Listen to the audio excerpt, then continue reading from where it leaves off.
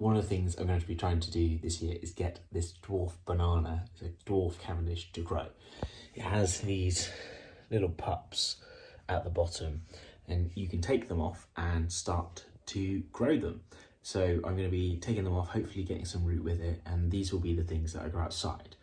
I quite like, and my wife quite likes, the big banana, so we don't want to risk that one getting damaged, and we like it here in the house. So I'm going to take the small ones, which if they get lost to whatever, slugs, it's not too much of an issue. So follow my journey if you'd like to see how we can get these to grow, and possibly even try and get them to fruit. So where we have these bigger, what we can do is come into where they're coming out from in here and put a knife down through, cut them, separate them, and pop them on. So what I'm going to be doing is cutting them off. If they've got enough root, I can pop them on. If not, what we need to do is put them in some water to let them develop the roots and recover a little bit before we put them on. Using a knife, nice and sharp, we're going to slice straight through between the join. Take the knife, and we're just going to go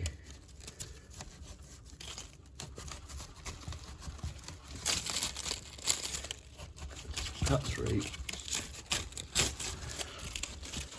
as deep as we can, and then damage that one a little bit, but as we pull this out, slowly tease out.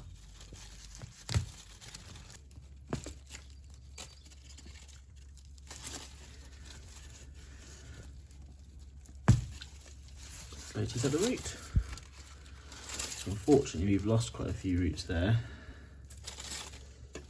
I'll bury those back in and they'll re-rot.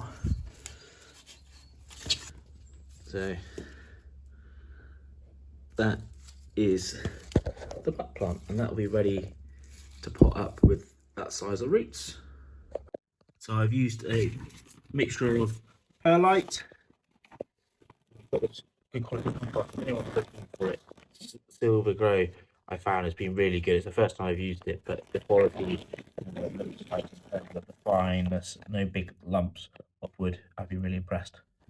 Got one of these big grow bags filled up, and I'm just going to pop it in there to grow on with a nice deep hole.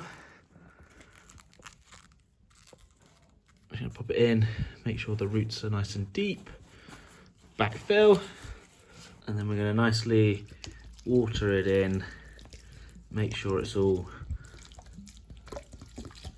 got as much support and that the roots will be looked after.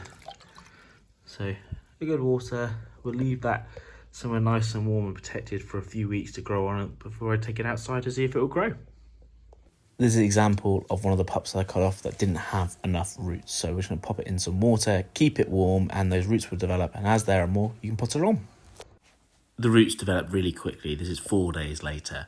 I've just put it in the water on a heat mat to keep it nice and warm, and it's just done its thing. So maybe a few more days and I'll put it into some soil.